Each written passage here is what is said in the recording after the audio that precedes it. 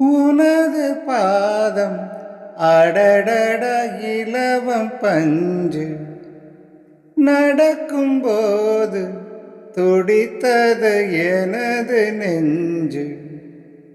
இரண்டு வாழை தண்டிலே ராஜகோபுரம்.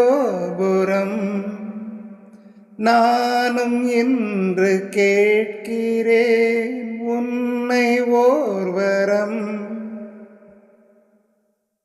தேகம் தன்னை மூடவே கூந்தல் போதும் போதுமே.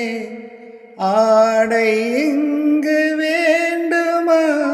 நாணம் என்னவாவா?